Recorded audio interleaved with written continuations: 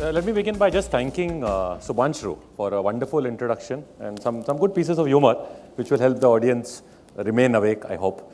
Usually Alok, who organizes this conference, and I spoke last year at Asia Retail too, puts me in the post-lunch session. Yeah, so he's been kind enough this year, and I think after the tea break, everybody is wide and awake, and promise me nobody will sleep through this one. Yeah, so my topic for the day really is how many people in the audience who are in marketing in retail? Can you just raise your hands if I can get to see you?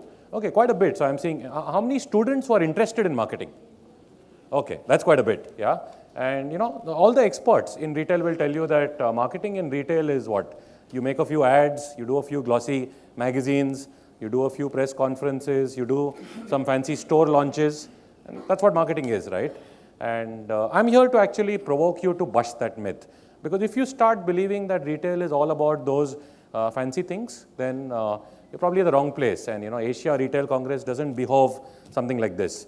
But if you believe that retail is all about a complete experience for the customer, be it in the form of products that he comes to your store to seek, be it in terms of the kind of service, the kind of emotional attachment, and the kind of branding that you can create.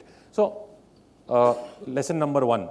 Okay, marketing is not about glossies and ads. You do that, that's a part of your life, but there's a lot more. And if you look at the kind of gears I've tried to make, marketing actually sits between merchandise and service. And you know, as a retailer, Shoppers Stop always believes three critical pillars of success in retail.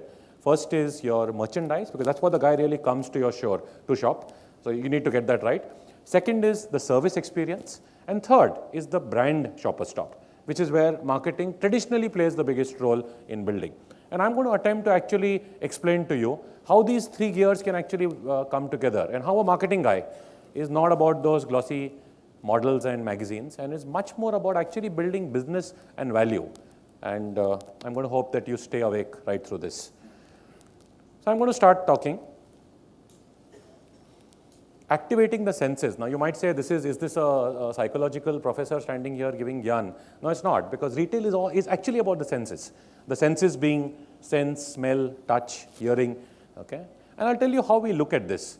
I've actually put those 5 senses up on the board to you, and I'll give you an example of how Shoppers Stop leverages itself to create an experience which is sensorial in nature. Taste. Some of you might know that we have cafes at almost all our stores. We have a nationwide tie-up with a coffee brand called Cafe Coffee Day, and they actually run these cafes in our store. Our logic is very simple, that if you make a customer spend more time in your store, it is completely correlatable with the size of his market basket. Our stores are very large, sometimes as large as 1 lakh square feet. Navigating those stores itself takes time. So give the customer a chance to have the sense of taste while he's in your store. Secondly, the sense of, you can't see it too well there, but the sense of sight. Now we have very interesting innovations, like we have a day-night switch in our trial room.